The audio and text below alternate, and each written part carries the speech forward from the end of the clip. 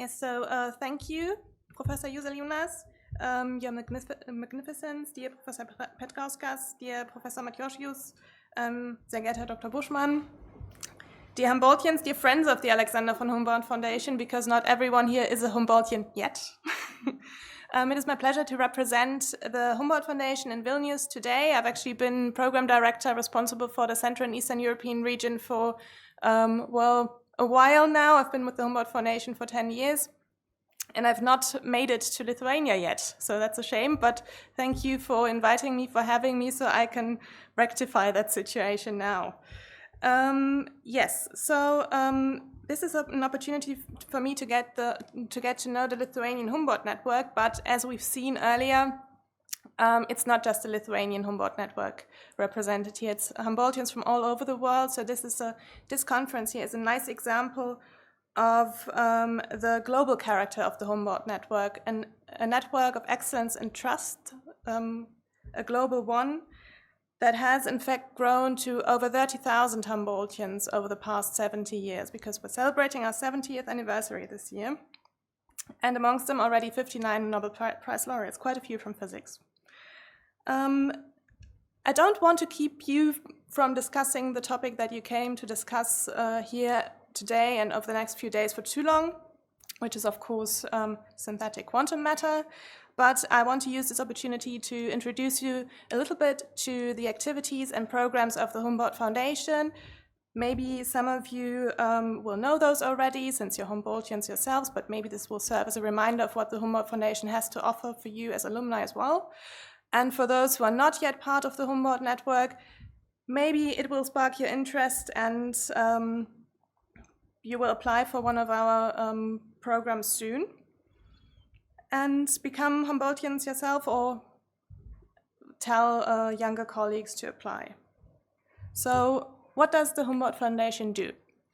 We award fellowships and awards to top-flight international academics and enable them to come to Germany for a while to make Germany a part of their research careers for up to 24 months. And we do what we do in the spirit of Alexander von Humboldt. So Humboldt, who was already in his day a sponsor of excellent scientific talent, is who we model our network after. As I said, we're turning 70 this year, so we've been doing this for quite a while. The Humboldt Foundation was established in Bonn-Bad Godesberg, where it's still situated today, and it's funded and it was established by the German Federal Republic. So hence what we do is also part of foreign cultural and educational policy.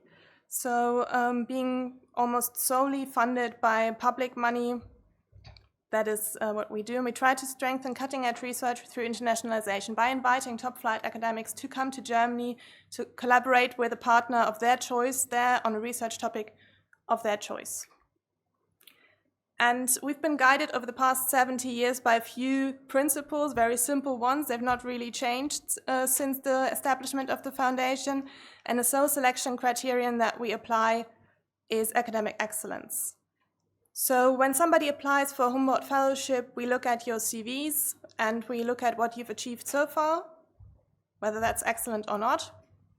But we don't just look at what you've done so far. We also look at if there is promise for the future. And when I say we, of course, that's not me personally, that's colleagues from the selection department, but most of all our selection committee comprised of members of the scientific community, really experts in their fields, and expert reviewers. There are no quotas, neither for countries nor for disciplines. So, for example, as a physicist from Lithuania, you would be competing for a Humboldt Fellowship with, let's say, a historian from South Africa, and you'd both have the same chances of getting it. I already said we sponsor people, not projects, so the research project is important that you hand in with your application if you wanted to apply, but it's not the most important part. Really, it is that scientific excellence that we can see from your CV. And the good thing with the Humboldt Foundation is we sponsor anything that is excellent research. So you're completely free in the choice of your research topic. It can be basic research, it can be applied research. We don't really care, as long as it's excellent. And of course, you can choose your academic host yourself, who you want to collaborate with in Germany, whatever fits best with your research project. Can also be 2 people. And that is actually also the first hurdle, so to speak, for getting a fellowship, convincing a host in Germany to take you. So yeah, that's just to give you a quick overview of our budget, and maybe also to show again that we are funded almost solely by the state. 160 million euros, so that's quite a good budget, I guess. Yeah, with which we sponsor our fellowships and awards. So this is to give you an idea of what we do. It's not, I hope you can read it well enough, but to give you an idea of what we offer. So as you can see, most of our programs are directed at researchers from abroad. There's a smaller line directed at German researchers who want to go abroad, to members of our network. So that's also something that we do as part of our alumni sponsorship, you could say. So if you are a Humboldtian and you're doing your research abroad, you can invite German researchers to become part of your group for up to 2 years, and we will sponsor that. But today I will probably be talking most about our flagship program, so to speak, the Humboldt Research Fellowship, because I think, especially for the junior researchers here, that might be the most relevant. For the more senior researchers, you can always have a look at our Humboldt Research Awards. They are by nomination only, you can't apply for them. The only thing that you can actually apply for is an Alexander von Humboldt professorship. So if you want to make Germany permanently part of your research career, that might be something for the more senior researchers to consider too. So yeah, if you wanted to come to Germany with a Humboldt Research Fellowship, that would enable you to come as a postdoctoral researcher for 6 to 24 months, or as a more experienced researcher up to 18 months, and divide that research stay up into 3 stays as well, since we take into consideration that you might already have responsibilities at your home institute, teaching duties, administrative duties, and you can't get away from your home institute as long as you would like to. You can apply at any time. That's a good thing with the Humboldt Foundation, because we don't have any deadlines. There are 3 selection committee meetings per year. One is actually this week. And you can hand in the application at any time. The duration until we reach a decision can be up to 7 months, depending on if your documents are complete, how quickly we get the expert reviews in, and when the selection meeting that is next is scheduled. Yeah, so, and you can already apply just about 6 months before you're finished with your PhD. So if you're in the final stages of your doctoral degree, you can already think about finalizing that application. And what you would get is, at the moment, 2,670 euros per month, and that's the basic fellowship rate. We offer additional benefits if you want to bring your spouses, if you want to bring your children. And for experienced researchers, it's a little bit more. That's tax-free. That's maybe important to know, that so there's no taxes deducted from that, so that's what you get, that money. And we're currently also, well, hopefully successfully talking to our funding ministries about increasing these amounts due to inflation. Obviously, we've not changed that for quite a while now, for over 10 years. So, yeah. All right. If you wanted to apply, what would you have to do and what would you get out of this? As a postdoctoral researcher, you would have to have an above average doctorate, or as I said, well, you can apply before you're finished, so the promise of that. We will see that in your reference letters. You will have to have some academic publications already. We take into account that there's different cultures and different subject areas, so it's not just about quantity, it's also about quality. You need to have an academic host in Germany.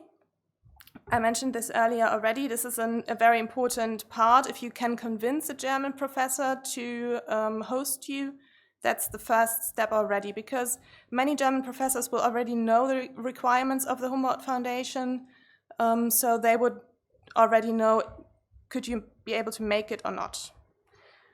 You need to have an independent research proposal. It can be something completely different from your PhD or continuation, but it needs to be good. But as I said, it's not the most important part. And if you know some German, that's cool. If you know English, most of you will, that's even better, because probably for your subject area that will be the working language, so that's the most important part. But we will also support you in learning German in Germany through intensive language courses prior to the fellowship. That's an additional 2 to 4 months that we will sponsor you if you want to. It's not a must-have, but it can do. And I think it's a very good opportunity to, not just get to know the next research institute in the next country, but get to know German culture and language on a whole other level. And for the experienced researchers, obviously some requirements are the same, but we would have to see some more independent academic activity already. Obviously, if you're already more than 5 years after your doctorate, you would have probably developed a little bit already. So what do we offer? I already mentioned the fellowship sums. There's a travel lump sum as well for your start in Germany. That's maybe not as important for researchers from Lithuania and maybe from most European countries, since travel is quite cheap. The language courses I've mentioned, you can take intensive language courses prior to the fellowship, but we will also support non-intensive language courses throughout the fellowship. So there's always an opportunity to learn German if you want to, also for your spouses if you bring them. We offer benefits for families. The most important probably is not just that we offer monthly payments, but that if you're bringing a child under the age of 12, you have the opportunity to extend your fellowship by another year, because we take into consideration that due to parental duties, you will maybe not have been able to spend as much time on your research as you would have liked to, as somebody who is single and not with children in Germany would have had the chance to. And if you're trying to convince a host institute, the good thing is that we actually give them some money for you too. It's not a lot, depending on what you're doing. It might not cover all the costs, but it's something. For the natural sciences, it's 800 euros a month for the host institute. But it's not about money.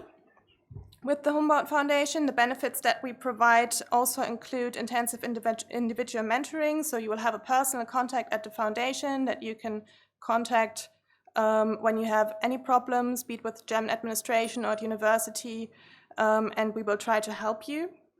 Sometimes the welcome centers at your host universities will be better contacts, perhaps, because they can offer more practical advice regarding, for example, finding a flat, which is always an issue, or finding a kindergarten spot for your children in the city where you are hosted. But yeah, and we offer opportunities for networking, which I think are quite great, and for getting to know Germany on a deeper level. So we offer a study tour for all of our fellows and their partners each summer. So you can take part in that once. It's 2 weeks in August every year. And you get, well, obviously the touristic highlights of Germany, but you also get to see Germany from a perspective that probably also many Germans don't know. And there's, for example, also talks with political decision makers and meetings with grassroots initiatives. So it's really a good way to get to know the country that you've made your home for about 2 years. And we have network meetings where you get to know other Humboldt fellows. We have an annual meeting. It just took place last week in Berlin. So that's also a great thing. And we're oftentimes told by our fellows that they remember this quite vividly, because part of this meeting, where you can also bring your families, your children, your spouses, is a reception that is quite unique by the President of the Federal Republic of Germany at his home, so to say, at Schloss Bellevue in his garden. So he has us there at a garden party. So that's a highlight of the annual meeting. And this year there were about 1,700 people there. So that's the Humboldt family meeting in Berlin. For specific regions, also Lithuania and many of the Central and Eastern European countries, we have return fellowships, so we will continue to sponsor you once you return to your home countries after your time in Germany for another year, with 500 euros per month, just to aid you in reintegrating into your home country's system. And the alumni sponsorship, obviously, which is a thing that is probably unique to the Humboldt Foundation, because we have this saying that once you're a Humboldtian, you're always a Humboldtian, and we actually mean that. So once you've been sponsored by us through that initial fellowship, we will continue to sponsor you throughout the whole duration of your academic career, as long as you continue to produce excellent research. So examples for alumni sponsorship are further research stays in Germany. You can come again and again and again for up to 3 months in a row. We have conferences allowances, the return fellowships I already mentioned. There's an opportunity for research group linkages, so for 3 years of cooperation between your home institute, for example, in Lithuania, or elsewhere in Central and Eastern Europe, for example, and Germany. And we will sponsor that and also include junior researchers in that. There's an opportunity to organize events such as this one, such as this Humboldt Kolleg, to stay connected to Germany and to your fellow Humboldtians in your region through the Humboldt alumni associations. And if you have more innovative networking ideas for your field, for the region, or whatever it could be in some relation to science and research, we also have an Humboldt Alumni Award. So I mentioned that the first step is finding a host in Germany, and this is to give you maybe an idea of where to start. A good place to start would be the website of the Humboldt Foundation.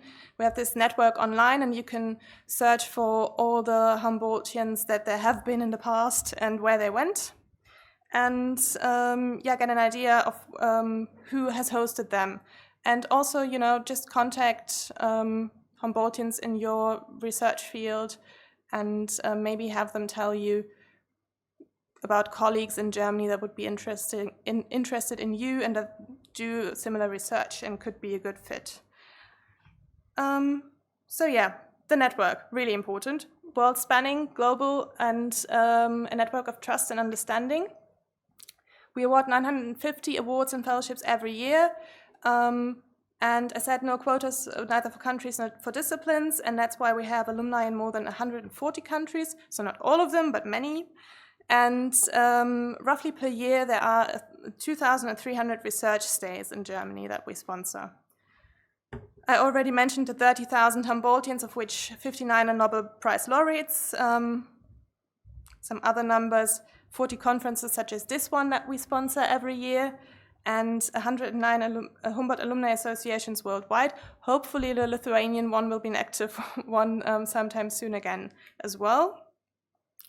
And some statistics in the end, so maybe to give you an idea of where our guest researchers are from. So most of them are still from Europe, a lot of them are from Asia, but really from all over the globe, and also from all sorts of disciplines. So it really isn't like you would have a better chance if you're from the natural sciences or from engineering. This is just a reflection of the applications that we get. So usually from the engineering sciences, people would probably go to industry more often and not stay in research. So that's why that number is so low. And specifically for Lithuania, the natural sciences are quite strong. And as you can see, the Lithuanian network, don't be surprised by this number 33. We have two different numbers, I think, here, the 33 Humboldtians, that's who's still in the country. So we've awarded 43 fellowships and awards since 1953. but there's at the moment still 33 people in the country, so with addresses here. So yeah, I've also got a spec down there to give you an idea of what the network looks like. 6 out of those 30,000 people. As you can see, also a few Lithuanians amongst them in prominent positions. And yes, maybe you will be part of these 30,000 if you're not already, sometime soon, and make Germany part of your research career, or tell your doctoral students or postdocs to maybe apply if they are not sure where to go next to. But yes, that's it from me. If you have any questions, I will still be here during the next coffee break. And yeah, now I would like to wish you a fruitful conference and inspiring encounters. Thank you.